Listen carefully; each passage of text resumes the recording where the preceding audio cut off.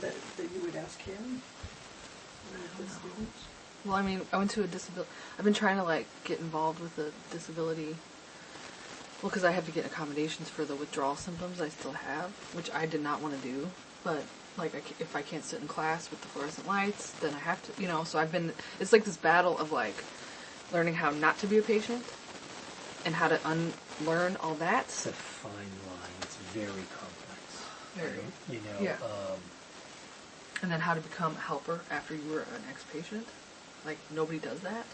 Well, or if they do, it's not as extreme. A lot of people do that. A lot of people come into a field like social work because they want to be in that position because they were helped by someone when they were in trouble. Mm-hmm. And they got something from that person, and it really made a difference to them. And they think that this is something I think I could do if I were maybe in a better place or so, and I want to try to be like that. And I would say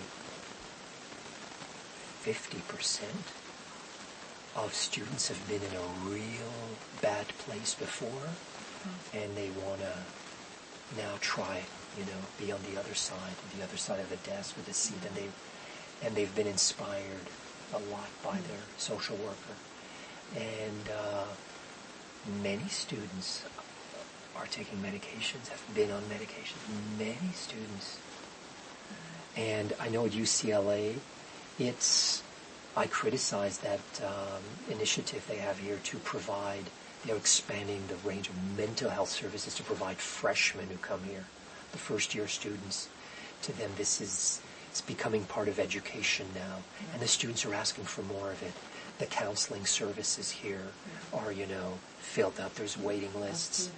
Many of them in other universities just become almost like dispensing mills, where you come in with your medication problems, and then we pick it up from there, and we then hand out the medication to you. And so, because that's America. That's how we deal with distress here. That first line medicating. So why wouldn't it be in a university more than other places? Yeah, it bothers me when they say, like, even in the veteran community, the message is ask for help, ask for help, ask for help. And I'm like, when I did that was the worst thing that ever happened to me. And it's like, what kind of help are you going to get? I don't have a guarantee. And that's the thing that compels me to just want to know. But so, we don't want to turn people away from help. No. But what kind of help is it that people need? What is good help? What is good help? And it comes back to, I think, a lot of the things you were saying. That first you want to be listened to. And I think relationships. Yeah. And so what is that it? Or don't we have these expert things and these evidence-based interventions to, target you with? Big mess and dilemma. Plus and the lack of systems. Power in the system. Yes, exactly. Lack of power in the system. And I don't know the answer. But there's a hierarchy and there's people on top of it. Yeah.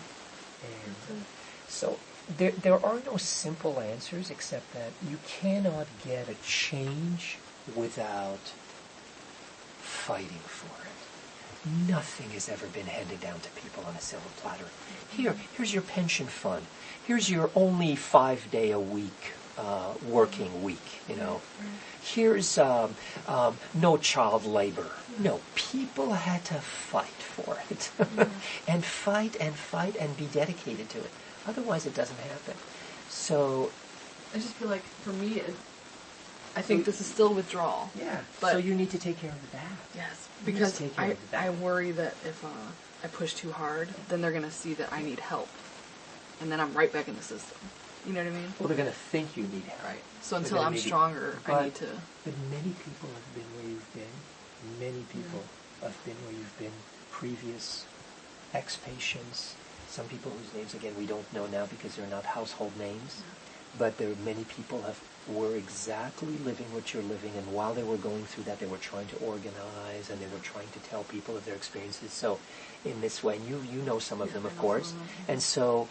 learn from them too, and they, and also learn to trust some of your own judgment, which is what this is about. What we say that is a mature person, that sort of autonomous mature person is they trust their judgment so that they step back so they don't harm themselves too much. Right. And that's important.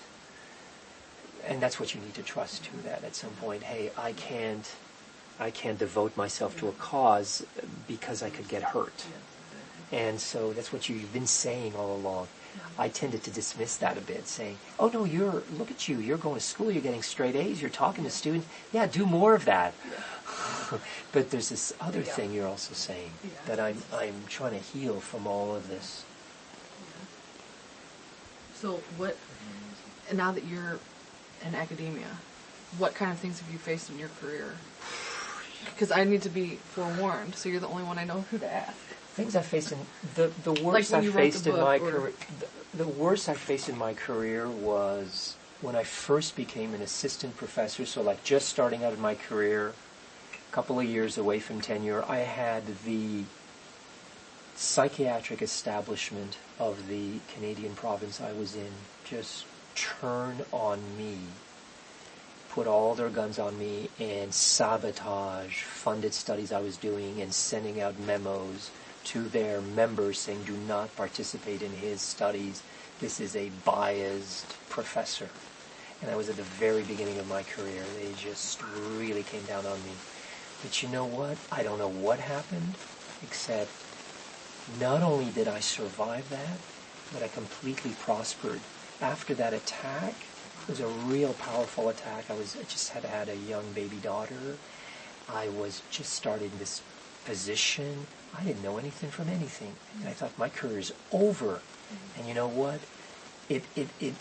I got the biggest boost to my career after that, because I don't know what happened, but in fact, it made me then speak more honestly and frankly and really start studying what the hell is going on. That just me trying to want to study something, arose such opposition. What's going on? And so then I became really sharper about my critique of the system. And then how did you stumble on this? I didn't. You mean stumble on all of this? By a social worker listening to kids telling me, not only is this drug that I'm taking changing me, but it's changing the way people look at me. And I said, what did you say? What's going on? Tell me about this. And so that's when I began to pay attention to these medications and to the fact that they had effect beyond just your body, but they changed everything around you. They changed the system.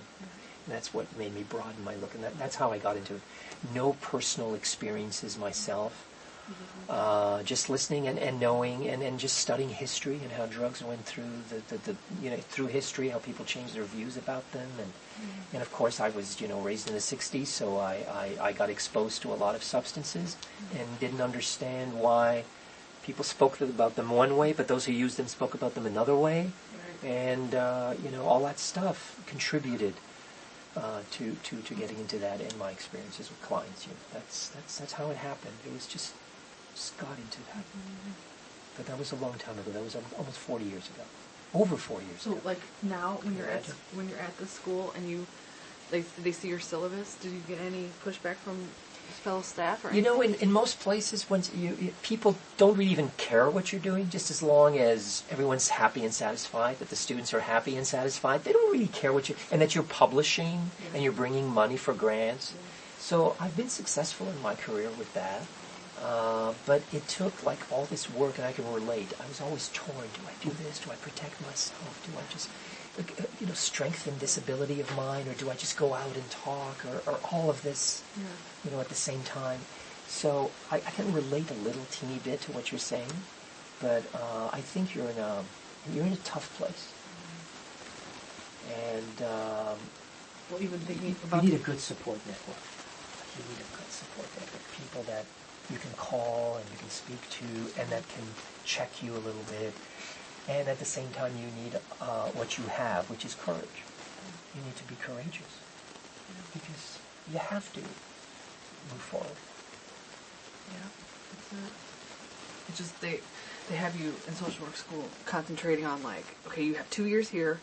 That's it. You got to get ready and get prepared. And what are you going to do? And then ask you constantly, And I'm like, I don't even know if I'm going to make it to the end of the semester. You Well, know? can Like,